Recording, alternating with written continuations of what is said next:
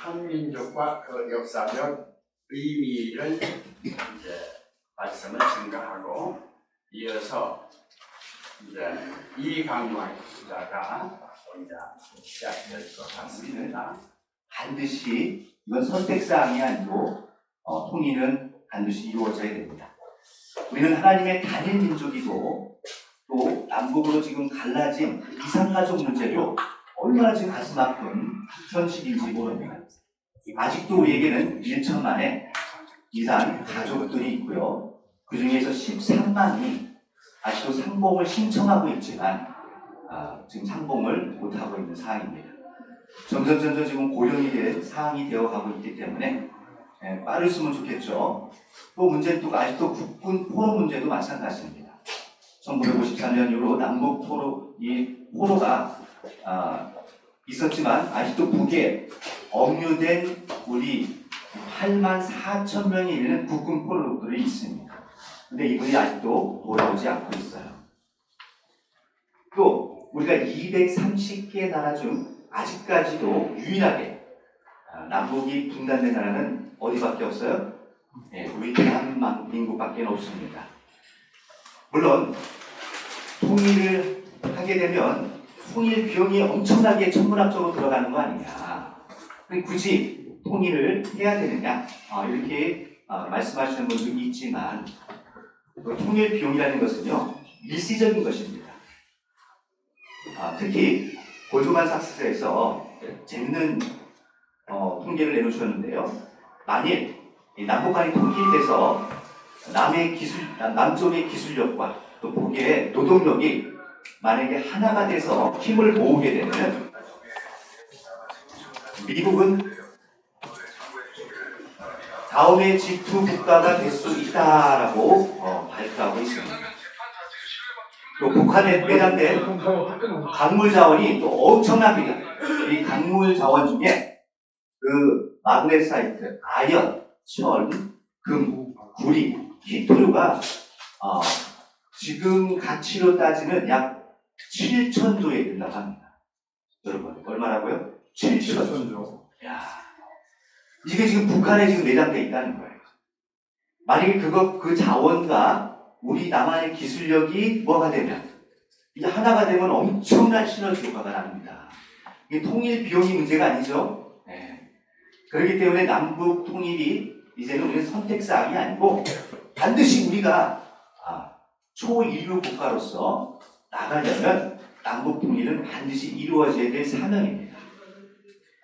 또 그뿐만 아니죠. 지금 우리 주변을 돌아보면 러시아, 중국, 미국, 일본 할 거 없이 세계의 가장 강대국들이 다 모여있는 각중장이 되어 있습니다. 특히 북쪽의 러시아는 우리나라보다도 78배나 또 중국은 44배나 또 이 진일 영토를 갖고 있는 강국들입니다. 지금 러시아는 북한의 부동의 항구를 뒷마당으로 생각하고 여러 쪽에 수천 개의 핵탄두를 지금 배치하고 있다고 합니다. 또한 16억의 중국은 동부공전 1대1로의 야욕을 보이면서 지금도 전 세계의 패권, 특히 이 동아시아의 패권을 노리고 얼마나 많은 지금 노력을 하고 있는지 모릅니다. 또 남쪽 일본 역시 군사정보 강국으로 한미일의 삼각 안보의 한 축이면서도 특히 아직도 이 독도 문제 때문에 아직도 이 영토 분쟁을 하고 있는 게 사실입니다. 특히 1948년 이후로 대한민국은 자유민주주의 시장 경제를 기초로 한 정부를 수립한 도시입니다. G1레몬에 들어가는 경제 대국으로 우뚝 섰습니다. 반면에 1948년에 북한은 인민을 위한 정치를 표명하면서 공산주의 나라, 인민민주공화국을 수립해서 세계 최하위 수준의 가난한 나라로 전락했습니다. 인민을 위한 정치가 아니라 현재는 우리가 보듯이 3대에 거쳐서 독재를 이어가고 있는 김일성 일가의 정치가 되어버린 것이죠. 북한 정권의 심장부라 할 수 있는 조선노동당은 1945년 10월 14일에 창성되고 당의 이념은 마르크스 레닌주의로 규정했습니다. 또 70년대 제5차 당대회 때는 마르크스 레닌주의와 함께 김일성 주체 사상을 처음으로 도입하더니 1980년대에 이르러서는 6차 당대회 때 마르크스 레닌주의를 삭제하고 지금은 김일성 주체 세상만이 유일한 당 이념으로 삼고 있습니다. 이것이 지금 현재의 북조선의 현실인데요. 하지만 북한은 우리 민족의 역사를 마치 계급 투쟁사로 맞춰서 날조하고 있습니다. 역사란 생산수단을 공유한 원시 공동사회에서 출발합니다. 그리고 생산수단의 소유와 착취로 얻어진 계급사회를 거쳐 마침내 생산수단이 공유화된 공산주의 사회로 되돌아간다, 이렇게 주장을 합니다. 한민족의 역사에서 삼국시대, 또 고려시대, 조선시대, 현재 이 대한민국의 모든 지금까지 다 계급사회였다고 주장을 합니다. 하지만 자본주의 계급사회 역시 그래서 전복된 공산주의 사회로 다시 돌아가야 된다라고 주장하는 게 북한의 주장입니다. 그러나 한민족의 역사는요, 계급투쟁의 역사가 아닙니다. 외세의 침략에 맞서 생정을 걸고 싸우는 순환극복의 역사이고요, 선악투쟁사가 되겠습니다. 한민족의 역사에서는 어느 한 것도 계급투쟁의 역사를 찾아볼 수가 없습니다. 수나라 30만, 당나라 100만, 세계를 통일한 인고대국의 침략에도 우리 을지문덕, 또 영계소문, 강감찬 장군의 그 용맹 지금도 우리 마음속에 울려 퍼지고 있습니다. 그리고 8만 대장경을 발행하면서 불교 정신의 정토 사상을 기반으로 해서 이 몽고군을 퇴치했고, 이 신앙심은 참으로 눈물겹도록 아름다운 역사였습니다. 일제의 총칼 앞에서도 맨몸으로 맞서는 이 3.1 만세 사건은 종교와 신분을 떠나서 온 결의가 하나 되는 외침의 만세였고, 이 사건은 오늘날의 많은 민족주의 운동자들의 기감이 되고 있습니다. 이처럼 우리나라 민족의 역사는 순환 극복의 역사이며 선악 투쟁의 역사가 분명합니다. 북한에서 주장하는 듯이 계급 투쟁의 역사가 아닙니다. 그렇기 때문에 대한민국의 역사는 선한 정치적 가치관을 추구해온 순환 극복인 반면, 북한의 공산주의는 노동, 즉 물질적 가치를 추구하는 계급 투쟁사라고 볼 수가 있습니다. 예를 들면 대한민국의 역사는 수나라, 당나라, 몽고, 일본 제국주의 등 약 930회, 몇 회요? 930회에 넘는 외침을 극복한 민족의 역사입니다. 반면에 이 북조선의 인민공화국이라 하는 북한은요, 이런 모든 것을 계급 투쟁사로 내세우면서 계급 투쟁의 역사다, 한민국의 역사는 지금도 주장하고 있는 왜곡된 역사관을 갖고 있습니다. 자, 그렇다면 민족의 역사의 뿌리가 되는 이 단군 신화를 좀 살펴보면 좋겠는데요.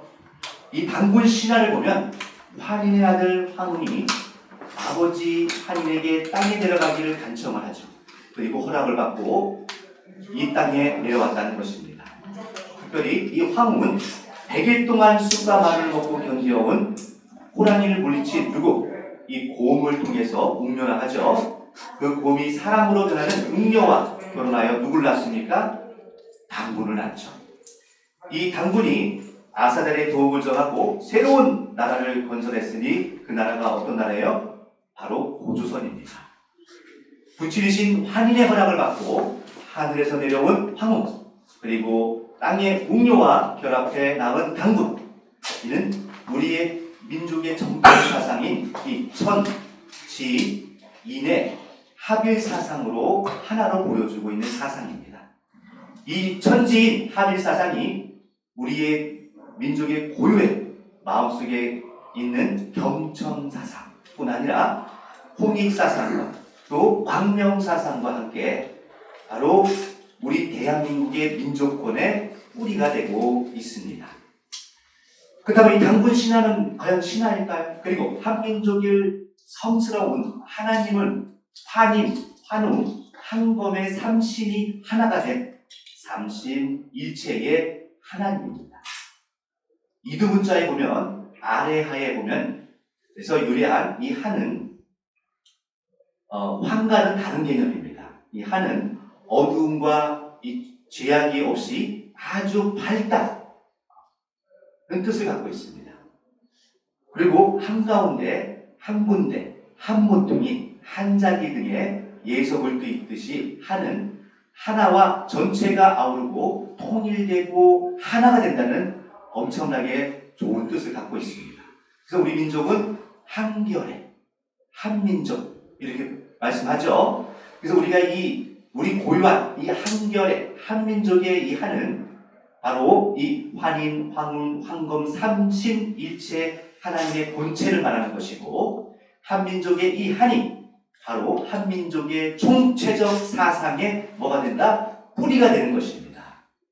그러니 본체적인 이 창조주 환인 하나님, 또 인간이 되신 황웅 하나님, 또 통치의 주인인 황검 하나님을 삼신을 원천으로 하고 있습니다. 이 한을 뿌리로 하는 이 환희는 창조주 부모님을, 환웅은 교화의 스승을, 또 다른 말로 황검은 치화의 주인이라고 볼 수 있습니다. 이처럼 부모, 스승, 주인의 3대 주체 사상은 우리나라 본래의 삼신사상 안에 포함되어 있어서 여기서 창조주 환인 하나님을 모시는 경천사상이 세워졌고, 또 인간이 되려고 하늘에서 내려오신 황웅의 홍익사상과 또 밝은 이화 세상을 다스리는 단군의 광명사상이 함께 출현하게 된 것입니다. 이처럼 경천, 홍익, 광명의 이 건국 정신이 바로 우리나라뿐만 아니고 전 세계를 아우를 수 있는 폭넓은, 저는 이 세계를 품을 수 있는, 하나로 만들 수 있는 사상이라고 감히 자신 있게 말씀드립니다.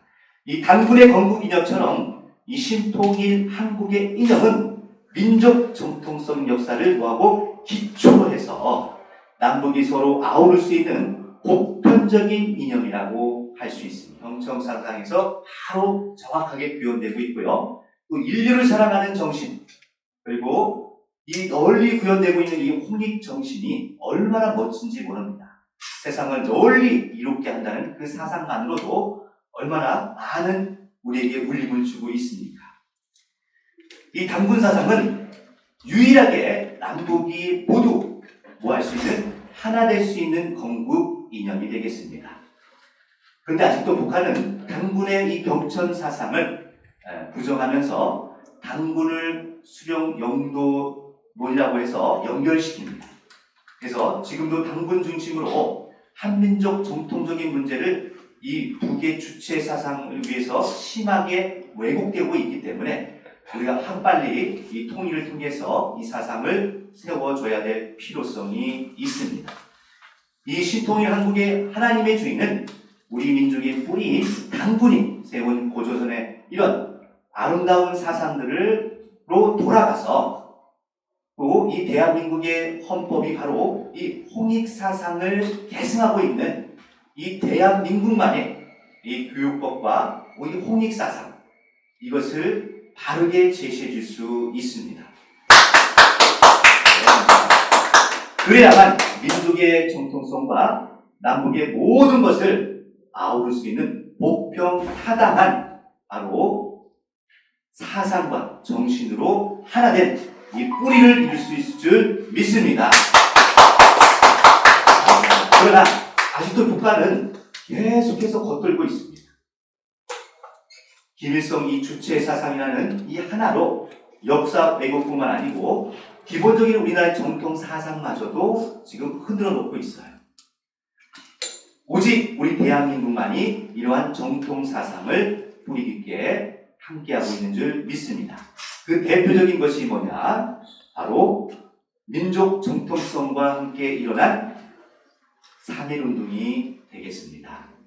이 3.1운동은요, 역사적인 의미를 보면 파리 강화 조약에서 미국 우드로 월든 넬슨이 언급한 민족 자결권에 대해서 영향을 받았습니다.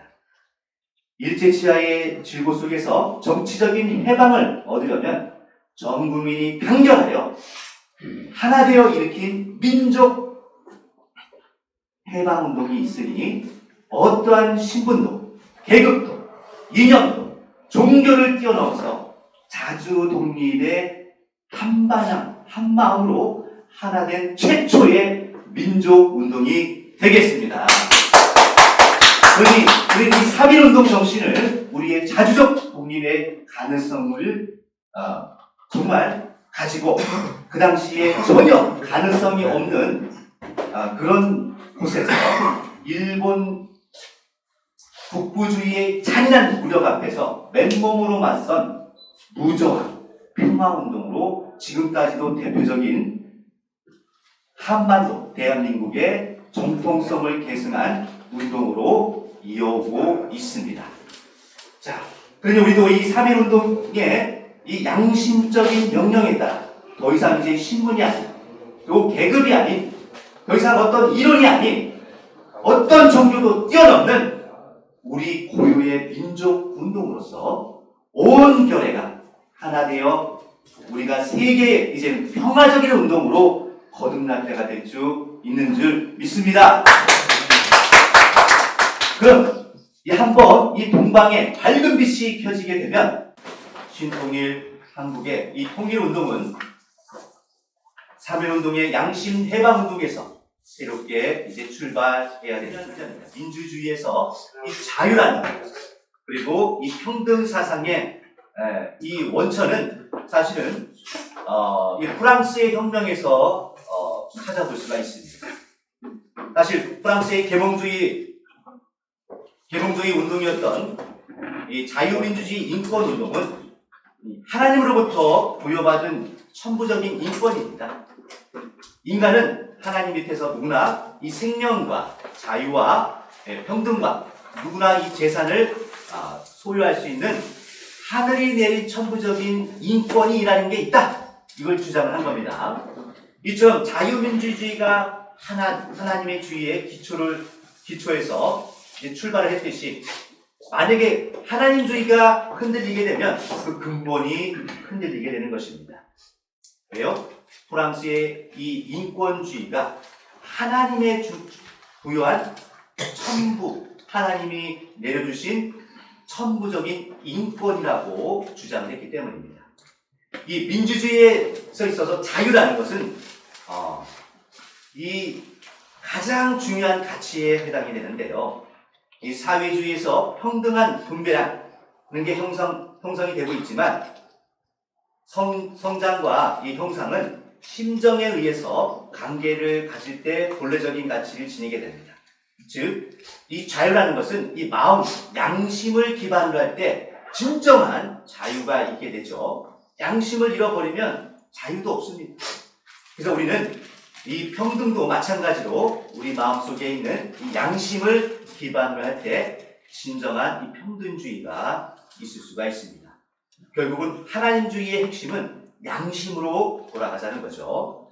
따라서 이 자유와 평등을 내세울 수 있는 민주주의와 이 사회주의의 이 경청사상, 즉 이 양심으로 돌아가는 사상은요, 하나님주의에 있어서 가장 중요한 조화와 통일을 이룰 수 있는 핵심 사상이 되겠습니다.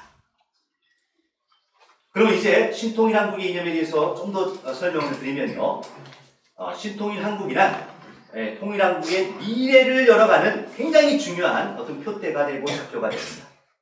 그래서 우리는 우리 대한민국의 건국 이념인 애국의 이념을 새롭게 조명해서 다시 한번 우리 잃어버렸던 우리의 건국 이념을 우리 남북이 하나 된 공생, 공영주의와 하나 되어 정말 남북이 하나 된 신통일 한국의 기본을 실현할 수 있는 비전이 되었으면 좋겠습니다. 반드시 우리의 역사는 남북이 더 이상 대치하는 역사가 아닌 이제는 이러한 하나님주의로 하나 되어 양심으로 돌아가서 애천, 애인 사상으로 하나 된 이념으로 저희들 온전히 삼일운동의 정신을 이어받아서 우리만의 새로운 하나님주의 평화통일을 만들어갔으면 좋겠습니다. 네. 다음으로는 체제대립의 재치선은 어떻게 철폐될 수 있는지, 또 공산주의를 남한에 적용할 수는 없습니다. 자본주의 체제 또한 북한에 적용할 수 없습니다. 그러니 제3의 이념이 나와야 되지 않겠습니까? 이 제3의 이념이 바로 뭐냐? 공생, 공영, 바로 하나님주의 사상이 되겠습니다. 이 남과 북의 대립으로 종교와 반종교의 대립의 성격을 이제 지니고 있습니다. 오랫동안 인류는 원숭이가 인간이 되어서 진화됐다고 믿어왔습니다. 그러나 최근에 일어서는 진화론에 대한 일대 반성이 지금 일어나고 있죠. 그러니 하나님주의는 진화론에 대한 비판과 대안을 제시합니다. 하나님주의에서 볼 때 하나님에 의한 창조의 단계는 겉보기에는 진화처럼 보일지 몰라도 무신론적인 진화 차제가 있을 수 없고, 오직 하나님주의는 모든 종교가 추구해온 궁극적인 실제인 한 분을 말하고 있는데요. 바로 하나님이 모든 것의 근본이 되어주셔서 모든 종교를 모할 수 있다, 통일할 수 있는 근간이 될 수 있는 것입니다. 그러니 이 남북 통일 또한 어떤 이념의 사상을 떠나서 우리가 하나님주의를 통해서 종교적인 화합의 길을 열어갈 수 있습니다. 이 북한에서 주장하고 있는 이 유물론은요, 육신, 즉 물질을 중심으로 한 사상이고, 유심론은 정신, 즉 몸과 마음, 이 두 가치가 참사랑인 이 양심으로 통해서 하나가 되는 자유민주주의의 국가인 이 대한민국도 마찬가지입니다.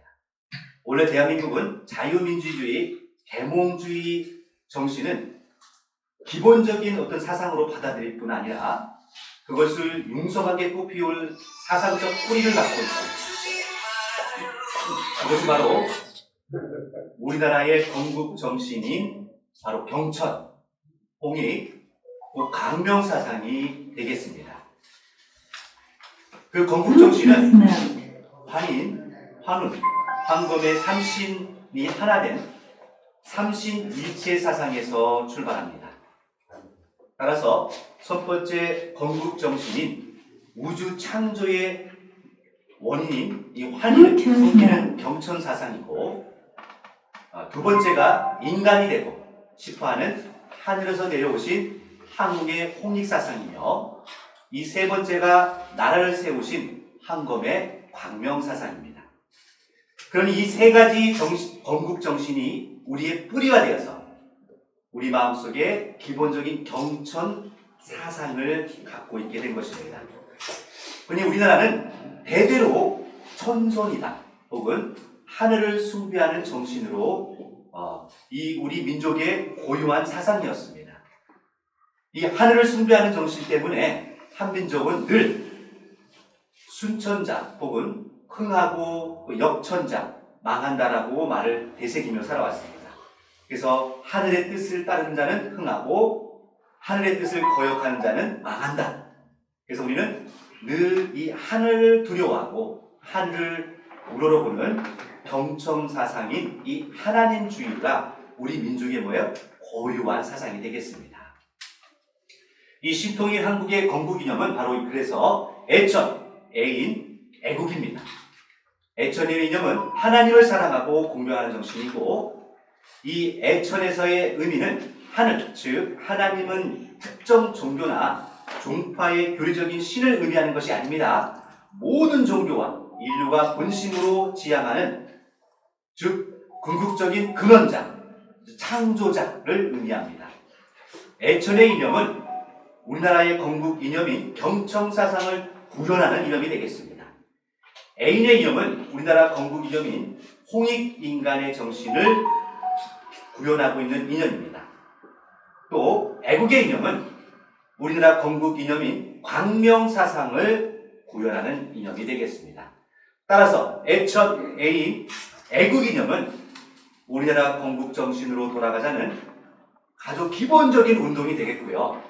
이 신통일 한국의 하나님주의는 바로 우리 민족의 뿌리인 이 당군의 고조선의 기본 사상이었던 경천, 홍익, 이 강명 사상으로 돌아가자는 운동이 되겠습니다. 특별히 우리 안중근 의사의 친필로 쓴 경천이라는 우린 희호를 볼 수 있습니다. 이 경천이란 하늘을 우르르고 숭배하는 뜻인데요. 흔히 우리 한민족은 하늘을 섬기며 선한 민족으로서 늘 지금까지 하늘의 뜻대로 살아온 민족이었습니다. 늘 선한 민족이라는 그 양심의 명령을 지키려고 늘 도의 민족이라는 뜻을 갖고 있습니다. 하나님의 심정, 인간의 마음이 통할 수 있는 연결점이 바로 이 양심입니다. 그리고 이 양심은 하나님과 연결해주는 생명의 줄이고 하나님 앞에서 열린 유일한 창구가 됩니다. 그런 점에서 이 양심은 인간의 삶의 도덕적 주체가 됩니다.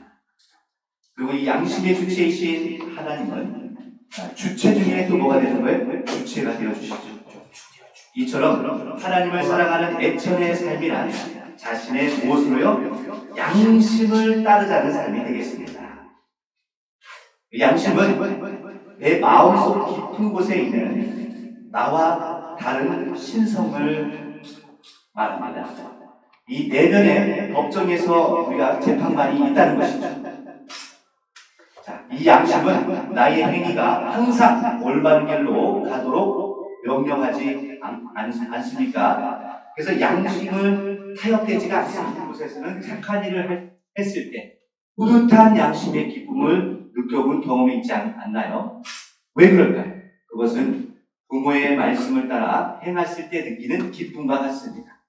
그 뿌듯함은 양심을 따르는 행위가 의무의 윤리가 아니라 이 기쁨의 윤리라는 것을 말해줍니다. 바로 이 양심의 명령은 바로 하늘의 심정의 명령이 때문입니다.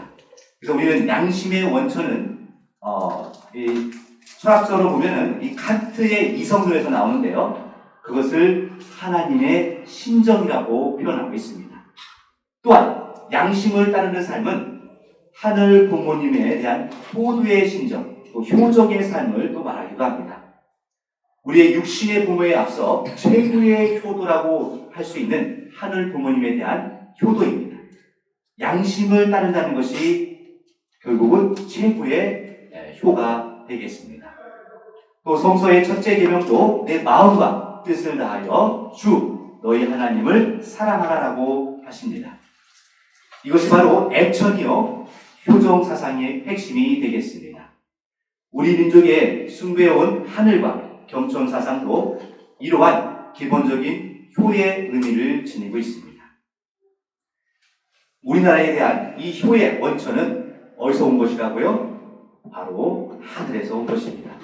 그래서 우리는 우리 양심에서 우러나는 이 하늘을 섬기는 이 마음, 이것이 바로 우리의 효가 되겠고요. 이것이 발현되는 것이 우리의 기쁨으로 표현되고 있습니다. 다음은 공의주의에 대해서 말씀드리겠습니다. 하나님주의의 3대 주체 중에 가정에서는 부모, 학교에서는 스승, 또 일터에서는 주인을 말합니다. 그런데 한 중심의 이 세 가지 주체성을 지닌 것이 바로 뭐다? 우리의 각자가 있는 양심입니다. 삶의 주체인 이 양심은 부모도 또 스승이요 또 주인이 될 수 있습니다. 이것이 바로 공의주의라고 말합니다. 더 나아가 양심의 주체인 하나님은 부모 중에 부모, 스승 중에 스승, 또 주인 중에 주인이라고 볼 수 있습니다. 따라서 우리의 삶의 첫 번째 원리가 바로 양심의 명령에 따라 하늘 부모님께 응답하는 삶이 되겠습니다. 이것이 바로 우리의 효가 되겠습니다. 다음으로 애인 이념에 대한 말씀을 드리겠습니다. 예인은 널리 사람을 이롭게 하고 인류를 사랑하는 정신을 말합니다. 하나님을 모신 이 양심을 가진 이 마음으로 이웃을 위하여 삶을 실천하는 것. 바로 이것이 바로 민주사회의 모든 인간관계에도 하나님을 중심으로 하는 형제 자매의 관계로 돌아가야 될 사상인 줄 믿습니다. 이 예인의 이념은 우리나라 건국정신인 홍익사상으로 구현되고 있습니다. 우리나라 교육법 제1조는 홍익인간을 교육 이념으로 삼고 있습니다. 또한 또 홍익사상은 기독교의 박애정신과 유교의 인, 불교 그리고 불교의 자비심과도 상통이 됩니다. 그래서 홍익사상은 단순히 사람을 널리 이롭게 하라는 의미를 넘어서 하늘을 모시고 또 사람을 사랑하는 애인의 이념을 갖고 있습니다. 그래서 하나님 아래 인류의 대가족이 하나가 되어서 궁극적인 것은 하나의 효를 다하는 또 하나 되는 애인 이념으로 우리가 하나님을 사랑하는 효의 정신으로 확대된 인류 사랑이기 때문입니다. 이것을 공존하고 있습니다. 서구의 문화는 횡적 가치에 치우쳐 이기주의와 분열을 낳았습니다. 그런데 그 해결책은 한국의 사상에서 찾을 수 있습니다. 그것이 바로 한민족 교육의 경천 홍익 사상이 되겠습니다. 성경에서는 내 이웃을 내 자신과 같이 사랑하라고 말씀해 주고 계시는데요. 이 이념이 바로 애인 이념입니다. 그리고 내 이웃을 위해 죽는 것 이상 큰 사랑은 없다라고 또 강력한 애인 이념의 정수를 표현하고 있습니다. 이처럼 죽음을 넘어서 이웃을 사랑하고 부모의 희생정신으로 서로 사랑할 수 있다면 이처럼 아름다운 애인 이념은 없습니다. 이러한 이웃 사랑으로 하나 되는 정신이 바로 하나님주의가 되겠습니다. 또 사랑의 승리자라고 호칭하는 야곱의 노정을 살펴보면 야곱은 자신을 미워했던 또 죽이려 했던 형들을 피해 21년간 삼촌집에서 머무르고 고향으로 돌아가는 길에도 에서를 만나게 됩니다. 그 순간 야곱은 형의 얼굴을 보니 하나님의 얼굴을 본 것 같다라고 고백을 합니다. 원수 같았던 형님의 얼굴이 하나님의 얼굴로 또 부모의 얼굴로 변모할 수 있는 사건, 이것이 하나님은 이 사건을 통해서 야곱에게 이스라엘이라는 승리자의 호칭을 주셨습니다. 왜 그럴까요? 고난을 이기고 고향 땅으로 향한 야곱의 형제의 사랑이 원수 같은 적개심과 분노를 이겼기 때문입니다.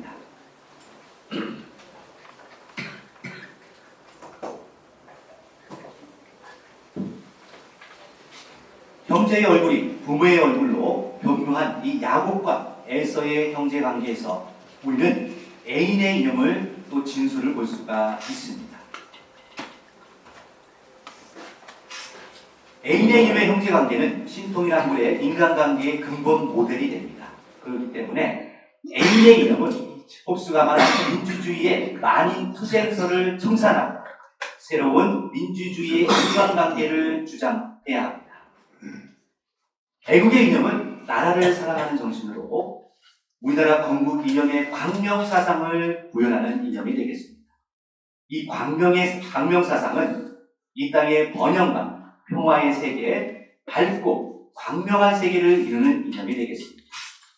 애국의 이념은 조국을 사랑하고 지구촌 전체를 사랑하는 정신과 이어집니다. 이 광명사상은 하늘을 숭배하며 이상적인 나라와 세계를 꿈꾸는 우리 조상들의 애국 정신이 되겠습니다. 그러니 이 광명사상은 무엇일까요?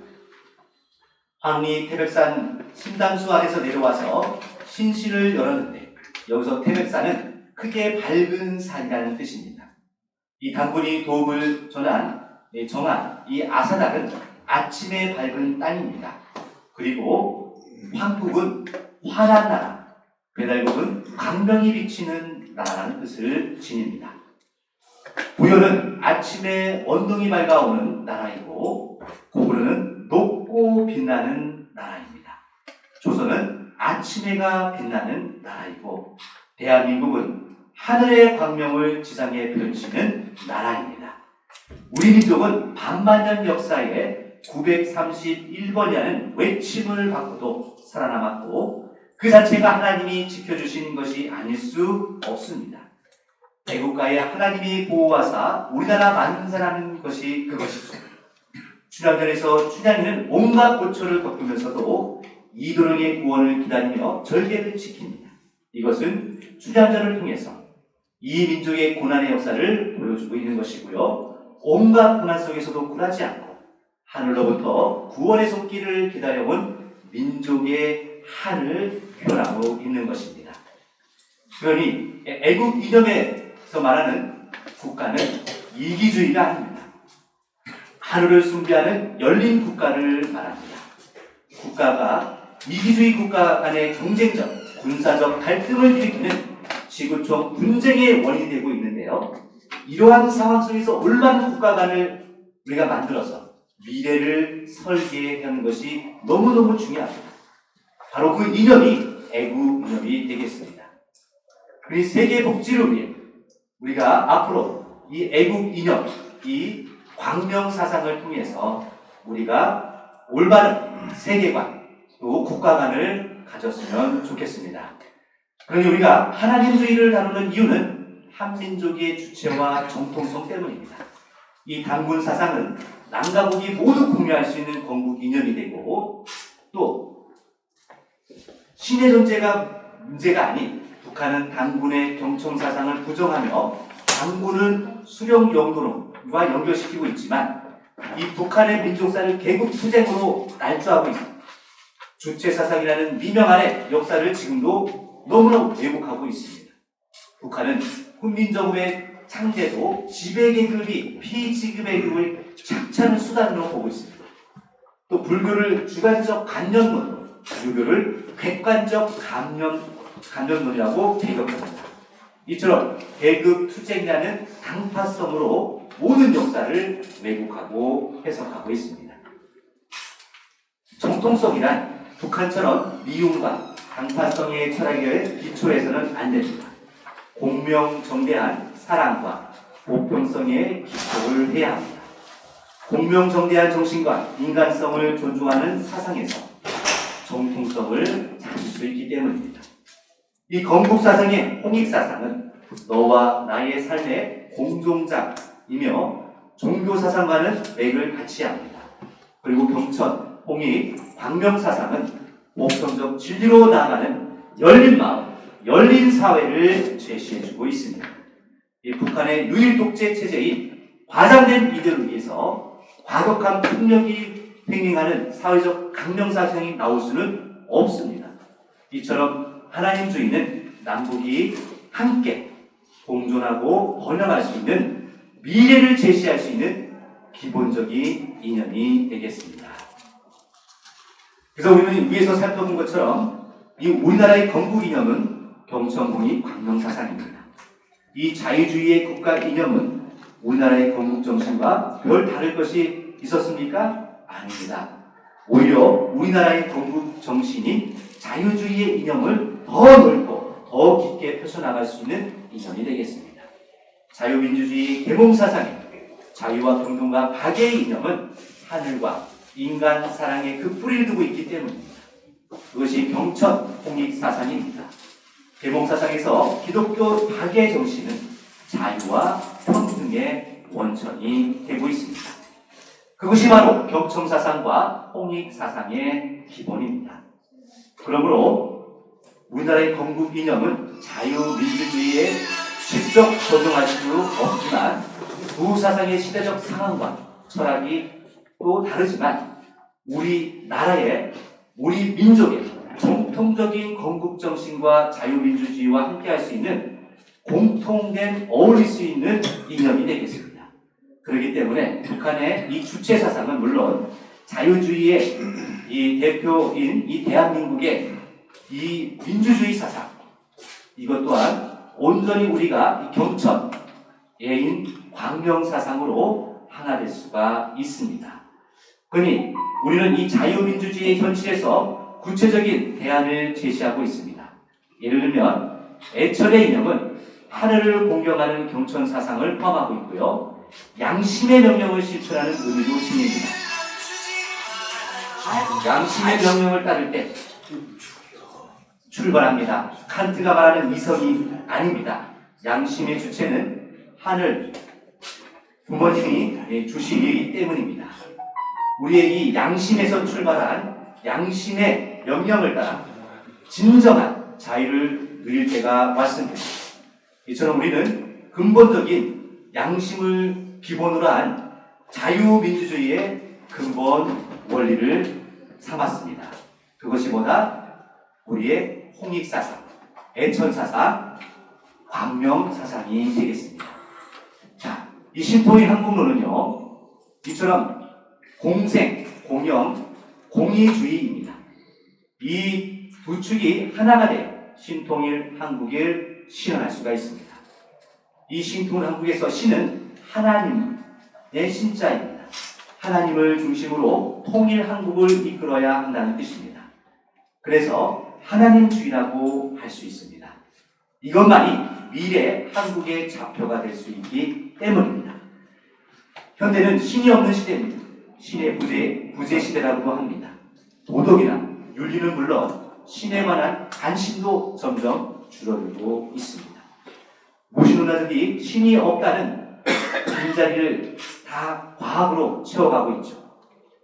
물질적인 욕망의 지배를 당하고 있는 이때에 바야흐로 이성과 윤리와 양심과 신앙 그리고 인간성이 상실되는 이런 시대적 상황 속에서 현대사의 모든 병리 현상은 결국은 하나님을 상실했기 때문이라고 볼 수 있습니다.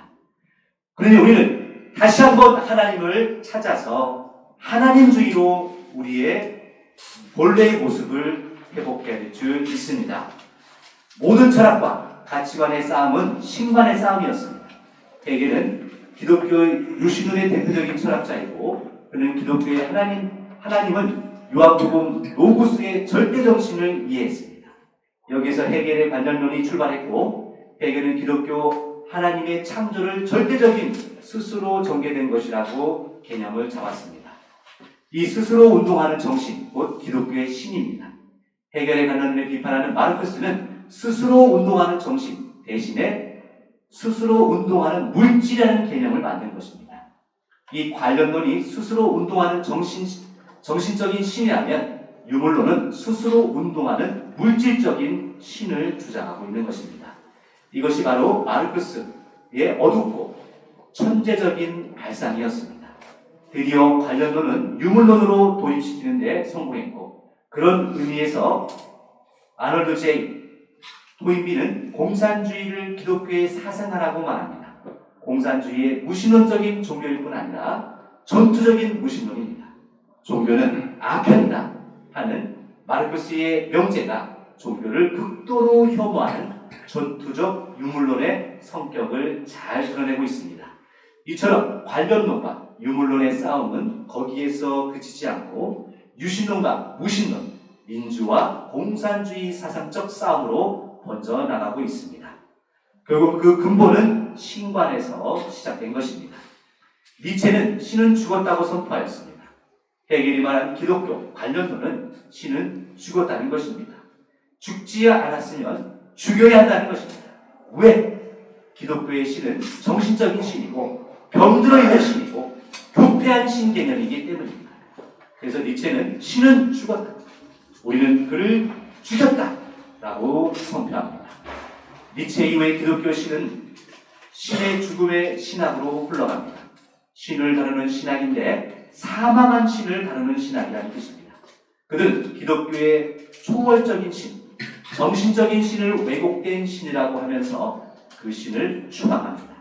저 멀리 더 높이 물질 세계를 떠나 정신 세계에 할 일 없이 계신 초월적인 신을 버리자는 것입니다. 그리고 역사 속에서 우리와 함께 계신 신을 받아들이자는 것입니다. 그 신이 바로 그리스도요 예수라고 그들은 고백합니다. 예수님은 신의 계시며 육신이 되신 신 자신이라는 것입니다. 가톨릭 교회의 정통주의 초월적인 신관을 버리고 그리스도의 신이라는 신관으로 대체합니다. 이것이 기독교 신정통주의가 되겠습니다. 그렇다면 그리스도 예수가 하나님 자신입니까? 기독교는 성부 하나님과 성자 예수님의 차이를 분명히 밝히고 있습니다. 창조주 하나님과 역사적인 예수를 동일시하지 않습니다. 십자가상에서 아버지여 어찌하여 나를 버리시나이까라고 하신 마지막 기도하는 아버지와 아들의 예수의 존재론적인 차이는 분명히 보여주고 있습니다. 따라서 예수는 하나님 자신이 아닙니다. 그러면 하나님은 누구입니까? 하나님은 마음과 몸의 통일을 통해서 비로소 만날 수 있는 아버지 하나님입니다. 정신과 물질, 마음과 몸이 합이라는 경지에서 우리의 삶은 편안해지고 아버지로서 표현된 것입니다. 얼마나 쉽고 간단합니까? 그런데도 인류는 물질이나 정신이나 관련론이나 유물론이나 하면서 본체론의 문제로 얼마나 싸우고 있습니까? 우리의 본질은 정신도 물질도 아닙니다. 정신과 물질은 하나님의 두 속성에 불과합니다. 그래서 하나님과 인간의 근본적인 관계는 부자 관계인 것입니다. 하나님은 피조 세계와 다른 차원에서 존재하는 초월자이지만 서로 닮았기 때문에 피조 세계와 함께 운행하는 내제자이기도 합니다. 그러나 기독교의 신과는 다릅니다. 신과 피조 세계의 정신관념과 물질이라는 변증법적인 대립관계로 설명하고 있기 때문입니다. 하나님을 정신적 존재, 초월자로 보는 것이 가톨릭 교회의 정통주의고 하나님을 그리스도 예수로 보는 것이 기독교적 신정통주의입니다. 그러나 기독교의 두 입장은 모두 올바른 신앙이라고 볼 수가 없습니다. 하나님은 참 사랑으로 남편과 아내가 하나 된 자리에서 나타난 하늘 부모입니다. 이것은 하나님의 모습대로 한 남자와 한 여자를 창조하셨다고 말씀하십니다. 얼마나 놀라운 발견이고 놀라운 진리입니까? 하나님은 하늘 부모 또는 참 부모 하나님입니다. 하나님은 양심의 하나님이기 때문입니다. 하나님은 기쁨의 정적 충동으로 자신을 닮은 피조계를 창조하였습니다. 이 창조의 동기인 이 정적 충동이 바로 양심, 또 심정이 되겠습니다. 이처럼 이 심정은 피조세계의 창조의 동기이며 참사랑의 원천이며 하나님의 궁극적인 본질입니다. 그렇기 때문에 이성상의 속성인 측면에서 볼 때 하나님은 이성상의 하나님이시며 심정은 본질적인 측면에서 볼 때 참 하나님이 되겠습니다. 이처럼 참 부모 하나님에 대한 신과는 우리나라 경천사상에서 섬겨온 하늘 그리고 그 하늘을 부모처럼 모시는 당군상하가 일치합니다. 이게 얼마나 놀라운 진리이겠습니까? 이제는 우리 남과북이 자유민주주의와 사회주의적인 대립이 아닌 신간의 싸움을 것도 아닌 남북의 대립에서 이제 더 이상 그런 싸움이 아닌 한반도의 주체인 경청사상 이 하늘 부모로 온전히 하나 될 때가 됐습니다. 하지만 북한은 김일성이 사망하자 첫 번째 구호가 위대한 수령 김일성 동지는 영원히 우리와 함께 계신다라고 주장합니다. 살아생전에 환히 웃는 모습에 김일성 사진을 태양상이라고 부르고 영생탑을 세웠습니다. 또 주체 사상의 수령론에 따르면 마르크스 레닌의 사회주의 혁신적으로 계승하는 분이 수령입니다. 사람에게 사회정치적 생명을 보여주는 사랑의 화신도 수령입니다. 그리고 민족운동의 구원자 역시 수령입니다. 비로소 북한에서 김일성은 신적 존재가 되었습니다. 북한에서 주체는 유일한 이데올로기고 북한의 민족은 김일성 민족이 되었습니다. 개인 숭배의 극치한 점에서 주체 사상은 소련 공산주의와 마오이즘보다도 훨씬 더 종교적인 입장이 되었습니다. 이처럼 북한은 강한 종교적 성격을 띠는 공민 종교 국가가 되었고 수령 민족주의로 변했습니다. 미국 종교 사이트인 어드일런치닷컴에서 보면 주체 사상을 신도 1,900만 명을 교화하고 있는 세계 10번째 종교로 보도하고 있습니다. 자, 이제 대답해 보십시오. 한반도의 주체는 누구입니까? 한반도의 신은 누구입니까? 순환의 민족의 세계를 1등 국가로 이끄신 분은 도대체 누구입니까? 누가 한반도의 운명과 미래를 이끌어 나갈 주체입니까? 거짓 주체 김일성입니까? 아닙니다. 하나님이 보아사 애국가에 나오는 하나님입니다. 영생을 부여하는 자는 누구입니까? 김일성 수령입니까? 아닙니다. 양심의 주체인 하나님입니다. 무엇이 진리이고 무엇이 거짓입니다. 우리는 오늘 하나님주의가 얼마나 우리에게 지금 필요한지 다시 한번 알아보는 시간을 가졌습니다.